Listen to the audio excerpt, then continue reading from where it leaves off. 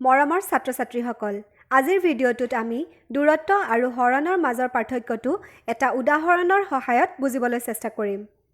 আমি এটা বৰ্গপথ ল'লো ABCD, য'ত AB, BC, CD আৰু D এৰ মান হৈছে 10 মিটাৰ। এতিয়া আমাক 4টা কণ্ডিশ্যন দিছে। ইয়াৰ প্ৰতিটো ক্ষেত্ৰত আমি দূৰত্ব আৰু হৰণ উলিয়াব লাগে। প্ৰথমটো দিছে, বস্তুটো যদি A ৰ পৰা B লৈ গৈছে, তেতিয়া হৰণ কিমান হ'ব আৰু দূৰত্ব কিমান হ'ব আমি উলিয়াব লাগে। ইয়াত চিত্ৰখন চাই আমি উলিয়াব পাৰিম।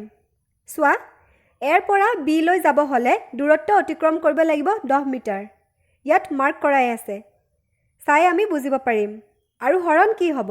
আমি জানো যে হৰণ মানে হৈছে বস্তু এটাৰ প্ৰাৰম্ভিক আৰু অন্তিম অৱস্থানৰ মাজৰ নিম্নতম দূৰত্ব। ইয়াত নিম্নতম দূৰত্ব কিমান আছে? 10 মিটাৰ। গতিকে ইয়াত দূৰত্ব আৰু হৰণ দুয়োটাই 10 মিটাৰ হ'ব। ছেকেণ্ড কণ্ডিশ্যনটো আছে, বস্তুটো A ৰ পৰা B, B ৰ পৰা C আৰু C ৰ পৰা D লৈ গৈছে।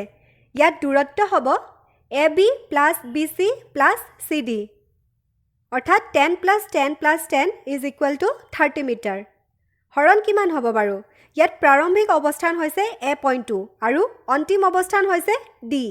গতিকে A আৰু D মাজৰ নিম্নতম দূৰত্ব কিমান আছে? চিত্ৰখন চোৱাচোন, 10 মিটাৰ। গতিকে হৰণ হ'ব 10 মিটাৰ A ৰ পৰা D লৈ।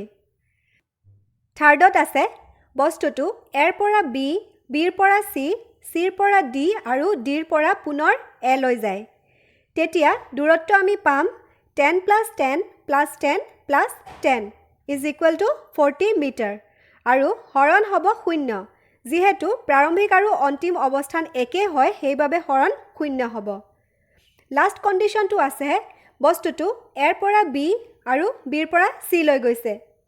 ইয়াত দূৰত্ব হ'ব 10 plus 10 is equal to 20 metre. এতিয়া হৰণ উলিয়াবলৈ আমি AC সংযোগ কৰিলোঁ, কাৰণ আমাক A আৰু C ৰ মাজৰ নিম্নতম দূৰত্ব লাগে। আমি ABC এটা ত্ৰিভুজ পালোঁ। এতিয়া পাইথাগোৰাছৰ উপপাদ্য বা পাইথাগোৰাছ থিয়ৰাম ব্যৱহাৰ কৰিলে আমি পাম AC square is equal two AB square plus BC square. গতিকে 10 square plus 10 square, 10 square plus 10 square কৰিলে কিমান হ'ব? 100 প্লাছ 100 ইজ ইকুৱেল টু 200। গতিকে AC হ'ব √200 ইজ ইকুৱেল টু 10√2 মিটাৰ। গতিকে ইয়াত হৰণৰ মান হ'ব 10√2 মিটাৰ আৰু দূৰত্ব হ'ব 20 মিটাৰ। এইদৰে আমি দূৰত্ব আৰু হৰণ উলিয়াব পাৰিম। আশা কৰিছোঁ তোমালোকে ভিডিঅ'টো চাই বুজি পাইছা। ধন্যবাদ।